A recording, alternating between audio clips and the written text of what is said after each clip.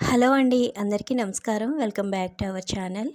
ఈరోజు మన వీడియోలోని ప్రతిరోజు మనం చేసుకునే పనులు మరింకొంచెం తేలిగ్గా చేసుకోవడానికి, అలాగే మన టైంని, మనీని సేవ్ చేసుకోవడానికి ఎంతగానో ఉపయోగపడిన కొన్ని టిప్స్ని షేర్ చేస్తున్నానండి.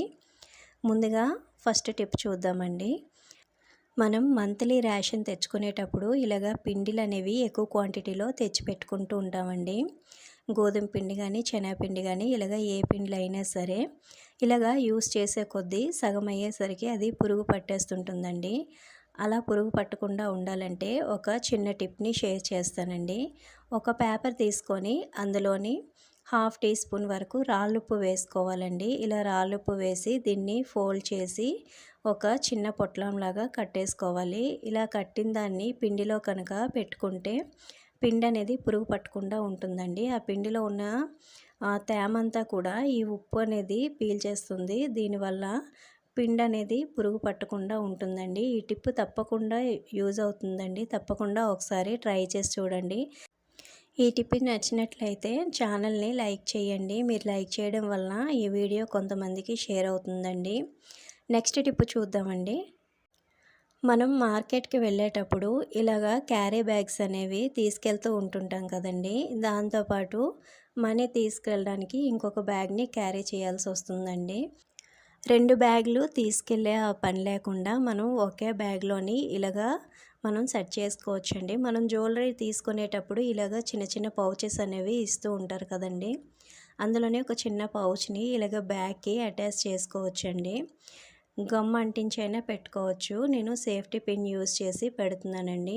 ఈ విధంగా పెట్టుకుంటే ఇందులోని మనీ కానీ, చేంజ్ కానీ చాలా ఈజీగా పెట్టుకోవడానికి, తీసుకోవడానికి, క్యారీ చేయడానికి కూడా చాలా సింపుల్గా ఉంటుందండి. ఈ టిప్ అనేది చాలా బాగా యూజ్ అవుతుందండి. ఒకసారి తప్పకుండా ట్రై చేసి చూడండి. మీకు తప్పకుండా నచ్చుతుందండి. మీకు యూస్ఫుల్ అనిపిస్తే వీడియోకి ఒక్క చిన్న లైక్ మాత్రం చేయడం మర్చిపోద్దండి. ఈ విధంగా చేంజ్ని, మనీని మనం ఇందులో పెట్టి చాలా ఈజీగా క్యారీ చేయొచ్చండి. నెక్స్ట్ టిప్ చూద్దామండి. మనం ఎక్కువగా ఇయర్ రింగ్స్ కానీ, బ్యాంగిల్స్ కానీ, జ్యువెలరీ కానీ 1 గ్రామ్ గోల్డ్ అనేది ఎక్కువగా యూజ్ చేస్తూ ఉంటాం కదండి. అవి కొద్ది రోజులకి వాడే కొద్దీ షైనింగ్ అనేది పోతుందండి. నెక్స్ట్ అక్కడక్కడ బ్లాక్నెస్ అనేది వచ్చేస్తుంటుంది.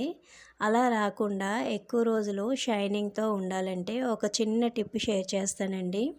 మనం జ్యువెలరీని అలాగ బయట పెట్టేయకుండా ఇలాంటి బాక్స్లోనే పెట్టుకొని మనం యూస్ చేసే టాల్కమ్ పౌడర్ ఏదైనా పర్వాలేదండి. కొద్దిగా పౌడర్ని ఇలాగా వీటిపైన వేసి కొద్దిగా బాక్స్ని షేక్ చేసి కనుక మనం స్టోర్ చేసుకుంటే మన జ్యువెలరీ అనేది ఎక్కువ షైనింగ్గా, కలర్ షేడ్ అవ్వకుండా ఉంటుందండి. ఈ టిప్ అనేది బాగా వర్క్ అవుతుందండి. నేను ట్రై చేశాను. ఒకసారి మీరు కూడా ట్రై చేసి చూడండి. నచ్చితే కనుక లైక్ చేయండి. నెక్స్ట్ టిప్ చూద్దామండి. ఒక చిన్న బౌల్ తీసుకోవాలండి. ఆ బౌల్లోని కొద్దిగా పసుపు వేసుకోవాలి.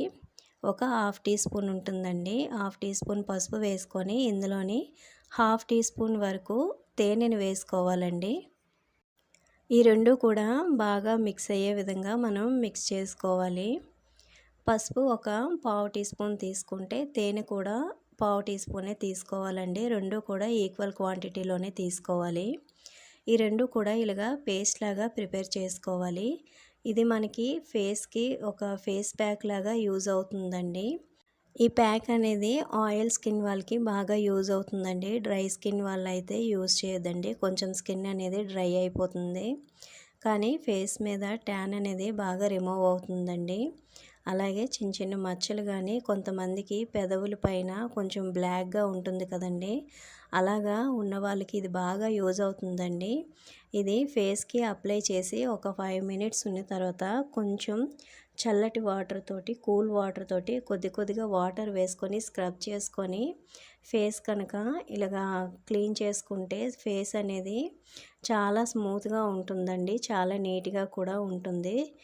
ఈ విధంగా చూడండి, చేతి మీద అప్లై చేస్తున్నాను. ఈ విధంగా ఒక ప్యాక్ లాగా అప్లై చేసుకొని ఒక 5 మినిట్స్ ఉండి తర్వాత కూల్ వాటర్తో కనుక మనం ఫేస్ కడిగేసుకుంటే చాలా బాగా పనిచేస్తుందండి. ఒకసారి తప్పకుండా ట్రై చేసి చూడండి. ఇప్పుడు హ్యాండ్స్ అనేవి క్లీన్ చేసి చూపిస్తాను. 2 హ్యాండ్స్ కూడా డిఫరెన్స్ మీకే తెలుస్తుంది చూడండి. లెఫ్ట్ హ్యాండ్ కన్నా రైట్ హ్యాండ్ కొంచెం డల్‌గా ఉంది. నెక్స్ట్ చాలా స్మూత్‌గా ఉందండి.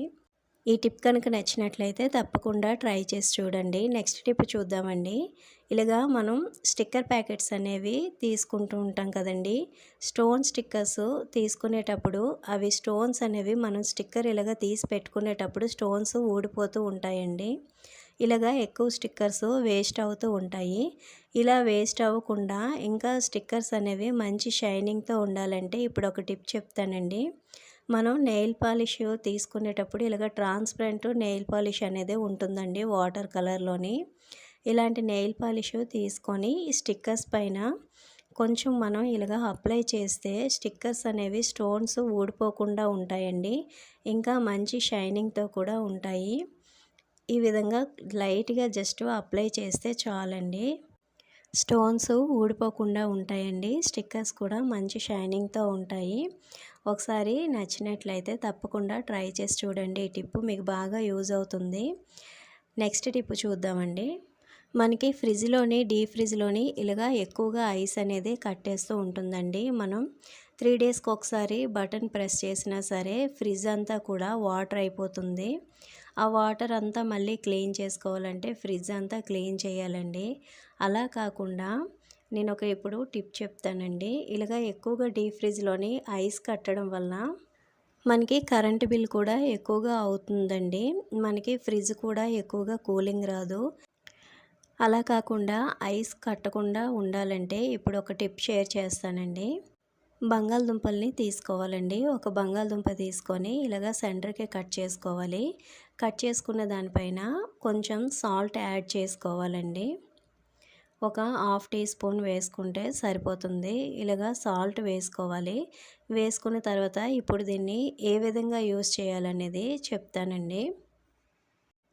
ఇలాగా డీప్ ఫ్రిడ్జ్‌లోని ఎక్కువగా ఐస్ కట్టేసినప్పుడు ఇలాగా బంగాళదుంప పైన కొంచెం సాల్ట్ వేసి ఇలాగ ఫ్రిడ్జ్ అంతా కూడా క్లీన్ చేసుకుంటే మనకి ఐస్ అనేది ఫాస్ట్‌గా కరిగిపోతుందండి. నెక్స్ట్ ఇలాగ 1 వీక్ ఒకసారి డీప్ ఫ్రిడ్జ్‌ని క్లీన్ చేసుకుంటే కనుక ఐస్ అనేది ఎక్కువగా కట్టకుండా ఉంటుందండి. దీనివల్ల కూడా కరెంట్ బిల్ అనేది చాలా సేవ్ అవుతుందండి.